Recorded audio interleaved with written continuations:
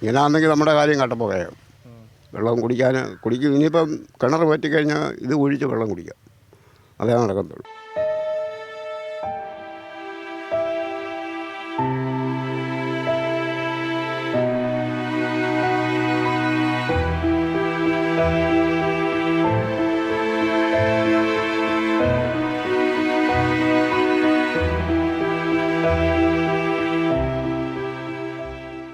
വേനൽ കനത്തതോടെ പുഴയും തോടുമൊക്കെ വറ്റി വരണ്ടിരിക്കുകയാണ്. നമ്മളിപ്പോൾ ഉള്ളത് കൊക്കോത്തോടാണ്. കോന്നി കൊക്കോത്തോട്. ഇപ്പോൾ ദാണ്ടെ ഇവിടെ ഈ തോട്ടിലൊരു കുഴി കുത്തിയാണ് ഇപ്പോൾ ജലം ശേഖരിക്കുന്ന ഒരു കാഴ്ചയാണുള്ളത്. നമുക്ക് ദാമോദരൻ ചേട്ടനോട് തന്നെ ചോദിക്കാം. ചേട്ടാ, ഒരു അപൂർവ കാഴ്ചയാണല്ലോ ഇപ്പം വെള്ളം ഈ തോട്ടിലൊരു കുഴി കുഴിച്ച് വെള്ളം എടുക്കേണ്ട സാഹചര്യമാണല്ലേ? ഉണക്കായതുകൊണ്ട് വെള്ളമെല്ലാം പറ്റി. നമുക്ക് തുണി കഴുകാനും ബാത്റൂമിലേക്കും ഉള്ള ആവശ്യത്തിനുള്ള വെള്ളം എടുക്കുന്നത്.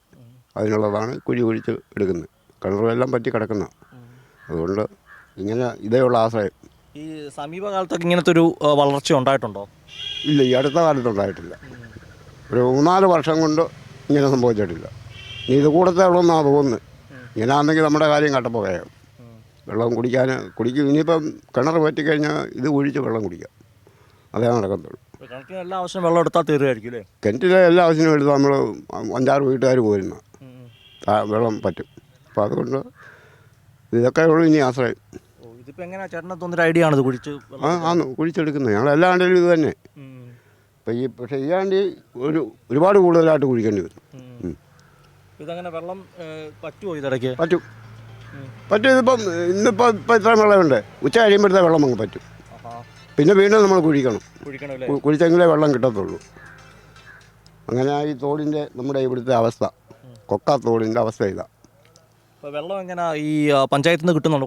പഞ്ചായത്തിൽ നിന്ന് വല്ലപ്പോഴൊക്കെ കൊണ്ടുവരും. സ്ഥിരമായിട്ടില്ല. അത് 2 വണ്ടിയേ ഉള്ളൂ. 2 പിക്കപ്പാരടിക്കുന്നത്.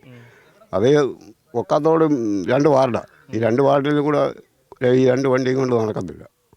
ഒരുപാട് 10,000-3000 വീട്ടുകാരുണ്ട്. ഇതിപ്പോൾ ഇവിടെ അന്നീ തോട് കുഴിച്ച് കിട്ടും. കിഴക്കോട്ട് പോയാൽ അതൊന്നുമില്ല, മുരിപ്പ. അപ്പോൾ അവിടെ നിന്ന് ഇതുപോലെ തോട് കുഴിച്ച് വെള്ളം എടുക്കാൻ സാധ്യതയില്ല. അപ്പം ഇത് ഒരു വലിയ ഉപകാരമായത്. ഇതോടെ ഇത്രയും വെള്ളമുള്ളത്. എന്തായാലും ഈ ഒരു ബുദ്ധിമുട്ടിൽ ഒരു പുതിയ മാർഗം കണ്ടെത്തി, അല്ലെങ്കിൽ നിലവിൽ ചെയ്തുകൊണ്ടിരിക്കുന്ന മാർഗം കണ്ടെത്തി വെള്ളം കണ്ടെത്താൻ പറ്റുന്നില്ല. അതിൽ ചെറിയൊരു സന്തോഷം അല്ലേ? അതെ, നമ്മുടെ ആവശ്യത്തിന് വെള്ളം ഇത് എന്ന് കിട്ടും. കുടിക്കാൻ വേറെ കോരും. ഇതുകൊണ്ട് നമുക്ക് നല്ല ഇത് ഇല്ലായിരുന്നു. എന്ത് ചെയ്യും? തുണി കഴുകണം. എൻ്റെ മോനാന്ന് വയ്യാതെ കിടക്കുക. 2-3 വർഷം കൊണ്ട് ഒരു ആക്സിഡൻറ്റ് പറ്റി കിടക്കുക. അപ്പോൾ അതിന് തുണി കഴുകാനും വീട്ടിലെ ആവശ്യത്തിനെല്ലാം ഇതേ ഉള്ള ആശ്രയം. തീർച്ചയായിട്ടും ദാമോദരൻ ചേട്ടൻ ഉൾപ്പെടെയുള്ള ആളുകൾ അതിജീവനത്തിൻ്റെ പുതുമാർഗം ഈ കടുത്ത വേനലിൽ തേടുകയാണ്. കൊക്കാത്തോടിൽ നിന്ന് ക്യാമറമാൻ അഖിലേഷ് കുടുംബത്തോടൊപ്പം സുജിറ്റി ബാബു, കൈരളി ന്യൂസ്, പത്തനംതിട്ട.